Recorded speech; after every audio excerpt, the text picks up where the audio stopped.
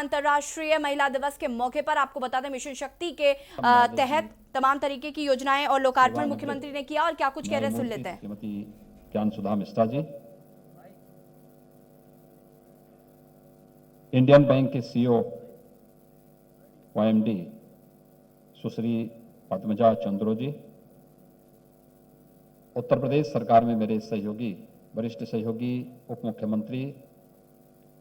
Doctor Dinesh Sharma ji, माध्यमिक शिक्षा विभाग की राज्य मंत्री श्रीमती गुलाब देवी जी, प्रदेश सरकार के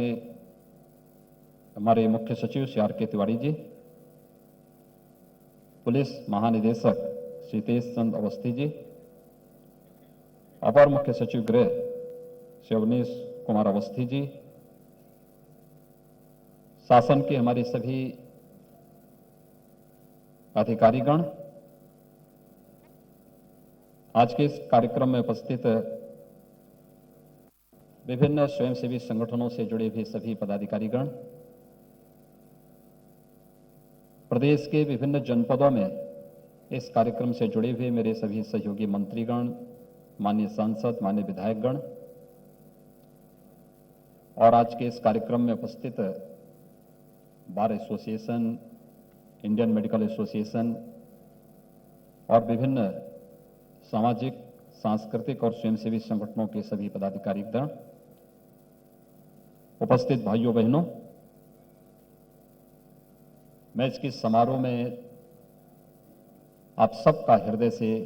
स्वागत करता हूं, अभिनंदन करता हूं। जिस समाज ने मातृशक्ति को इतना सम्मान दिया हो, उस समाज में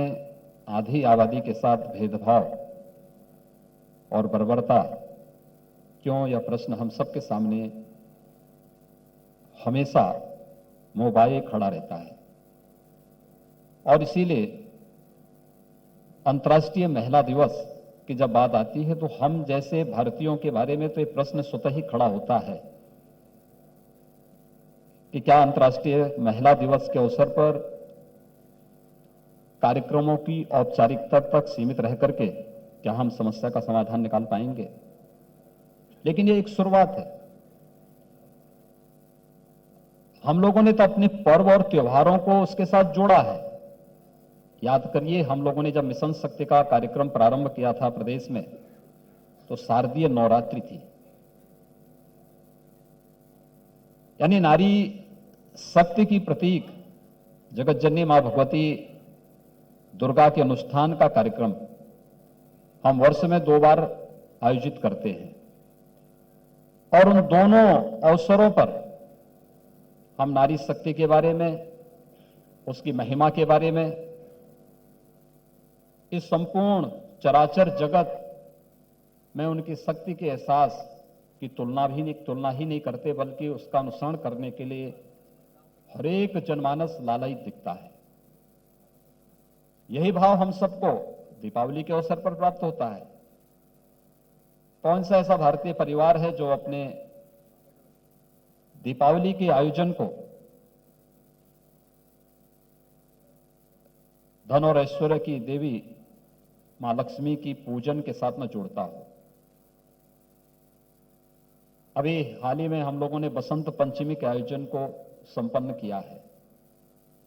कौन ऐसा भारतीय परिवार है और कौन ऐसे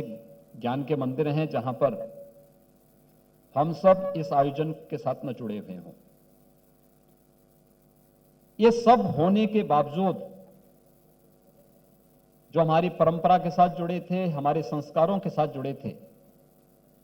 और जिनके साथ जुड़ करके हमें आगे बढ़ने और एक लंबी दूरी तय करने का अवसर प्राप्त हुआ था, जब हमने उसको केवल एक औपचारिकता बना दिया, उसे पर्व और त्योहारों तक सीमित करके रख दिया है, तब आवश्यकता पड़ी है कि हम लोग जहां कहीं भी कुछ अच्छा हो रहा है उसको अंगीकार करें। और अंतर्राष्ट्रीय महिला दिवस का यह आयोजन आज मिशन शक्ति के दूसरे फेज के इस कार्यक्रम के साथ हम सब जुड़ रहे हैं। मैं इस अवसर पर आप सबका हृदय से अभिनंदन करता हूं, स्वागत करता हूं। मुझे बात बताते हुए प्रसन्नता है कि चुनौतियां हमारे सामने थी। उत्तर प्रदेश आबादी के हिसाब से देश का सबसे बड़ा प्रदेश है और इस सबसे बड़े प्रदेश में यहां की विविधता को ध्यान में रखते हुए भी हम लोगों ने जो अभियान प्रारंभ किए, इसमें प्रदेश के समग्र और समावेशी विकास को ध्यान में रख करके ही हम लोगों ने अपने कार्यक्रम रखे थे, क्योंकि मेरा मानना है कि समग्र और समावेशी विकास के लिए आवश्यक है कि एक ऐसी व्यवस्था जिसमें व्यक्ति व्यक्ति के बीच में न जाति के नाम पर, न क्षेत्र के नाम पर, न भाषा के नाम पर, न किसी अन्य वाद के आधार पर हम कोई विभाजन की रेखा नहीं खींच सकते। लेकिन कुछ तबके ऐसे हैं जिनको विशेष प्रोत्साहित किए जाने की आवश्यकता है। उस प्रोत्साहन के लिए जब आवश्यकता पड़ेगी तो समाज के साथ सरकार खड़ी होगी और समाज और सरकार जब एक साथ खड़े होकर के चलने प्रारंभ हो जाएंगे तो समस्या का समाधान स्वतः होता हुआ दिखाई देता है। अभी आपने देखा होगा इस मंच पर हम लोगों ने समाज की अलग अलग फील्ड में कार्य करने वाली 4 ऐसी नारी शक्ति की उस स्वरूप को देखा है जिन्होंने अपने फील्ड में कुछ विशेष योगदान किया है। सुश्री रवि रंजना पाल ये झांसी से संबंधित हैं। उन्होंने अपनी बात को यहां पे पूरी रख नहीं पाए क्योंकि गांव से जुड़ी हुई हैं, स्वाभाविक रूप से भावुक थी, अपनी बात को उस रूप में प्रस्तुत करने में कुछ संकोच भी था। मैं 2019 में झांसी गया था। हर व्यक्ति जानता है कि बुंदेलखंड सूखा से त्रस्त रहता था और आज मुझे बताते हुए प्रसन्नता है, जिस बुंदेलखंड में पहले पलायन होता था, सूखे की मार पड़ती थी, पिछले 4 वर्षों में हम लोगों ने सूखे की समस्या का काफी हद तक समाधान किया है। अब तो हम प्रधानमंत्री मोदी जी के अनुकंपा से बुंदेलखंड के लिए हर घर नल की योजना लेकर के आए गए। हर घर तक हम शुद्ध पेयजल की व्यवस्था उपलब्ध करा रहे हैं। तो बुंदेलखंड में मेरी रुचि इसी बात को लेकर के थी कि आखिर बुंदेलखंड आजादी के बाद भी विकास की बुलंदियों को क्यों नहीं छुआ। तो हम लोगों ने 2019 में एक वहां पर बिलेनी मिल्क प्रोड्यूसर की स्थापना की, उसको शुभारंभ किया और मुझे जानकर बहुत प्रसन्नता है, 1 वर्ष में ही इस बिलेनी मिल्क प्रोड्यूसर ने 1 वर्ष के अंदर 46 करोड़ का टर्नओवर किया और 2 करोड़ का नेट प्रॉफिट भी कमाया है। उस मिल्क उत्पादन संगठन के साथ जुड़ी हैं सुश्री रवि रंजना पाल, जिन्होंने आज अपनी बातों को यहां पे आपके सामने कहा और उनकी बातों को इस मंच ने सुना। आज इस मंच ने नारी गरिमा के रूप में, नारी जो मिशन शक्ति का हमारा कार्यक्रम चल रहा है, ये महिलाओं की सुरक्षा से भी है,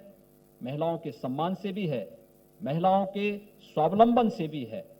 जब सुरक्षा, सम्मान और स्वावलंबन एक साथ जुड़ेगा तो नारी सशक्तिकरण का लक्ष्य स्वतः ही प्राप्त होगा और सशक्तिकरण के उस लक्ष्य को प्राप्त करने की उद्देश्य से जो कार्यक्रम चले, उस देश से एक नाम बुंदेलखंड क्षेत्र से आता है। दूसरा नाम था श्रीमती आरती राणा का। ये नेपाल का सीमावर्ती क्षेत्र थारू जनजाति से जुड़ा हुआ एक बड़ा समुदाय, आजादी के बाद भी बुनियादी सुविधाओं से त्रस्त था, शासन और प्रशासन की व्यवस्था से कटा हुआ था। अगर यही समुदाय जो भारत में इस समय रह रहा है थारू जनजाति के रूप में, केंद्र और प्रदेश सरकार की योजनाएं जब इन लोगों तक पहुंचने लग गई, ये राष्ट्र की मुख्य धारा से जुड़ करके अपना योगदान राष्ट्र के निर्माण में दे रही है। लेकिन यही समुदाय नेपाल के अंदर माओवादी बन जाता है और वहां की व्यवस्था को तहस नहस करते हुए दिखाई देता है। समाज जब भी अपनों के साथ भेदभाव करता है तो उसका एक विकृत रूप भी देखने को मिलता है, जो नेपाल में माओवाद के रूप में देखने को मिला था। लेकिन जब समाज उन लोगों के साथ एक अपनत्व का भाव जोड़ता है और शासन की योजनाओं के साथ उन्हें जोड़ता है, तो वह कोई आरती राणा तमाम लोगों के जीवन में एक नया प्रकाश अपनी आरती के माध्यम से करता हुआ दिखाई देता है। और आज समाज ने लखीमपुर खीरी में अनेक महिला स्वयंसेवी समूहों के माध्यम से स्वावलंबन की ओर अग्रसर करते हुए इन लोगों को वहां पर देखा है। आज वे लोग, हम लोगों ने 1 डिस्ट्रिक्ट 1 प्रोडक्ट की अभिनव योजना जब 2018 में प्रारंभ की थी, ये प्रदेश के परंपरागत उत्पाद को एक नए मंच प्रदान करने की दिशा में किया गया प्रयास था। और उस प्रयास की श्रृंखला में हम लोगों ने, जब लखीमपुर खीरी की बात आई थी, तो हम लोगों ने वहां पे थारुओं से जुड़े हुए उत्पाद को ही वन डिस्ट्रिक्ट वन प्रोडक्ट का हिस्सा बनाया था। और मुझे प्रसन्नता है आज उन्हें राष्ट्रीय और अंतर्राष्ट्रीय मान्यता मिली है। यहां पर उपस्थित हैं सुश्री प्रियंका गोस्वामी, जिन्होंने टोक्यो ओलंपिक के लिए क्वालिफाई किया है। और वो निश्चिंत रहे, हम तो वैसे भी प्रदेश सरकार की तरफ से कोई ओलंपिक में जाता है उसको भी सहयोग करते हैं, और जो मेडल लेकर के आता है वहां पार्टिसिपेट करता है उसको भी सहयोग करते हैं, जो लेकर के आता है उसको तो विशेष सम्मान देते हैं। ओलंपिक में अगर गोल्ड मेडल कोई लेके आता तो 6 करोड़ की राशि हमारी सरकार उसे प्रदान करती है।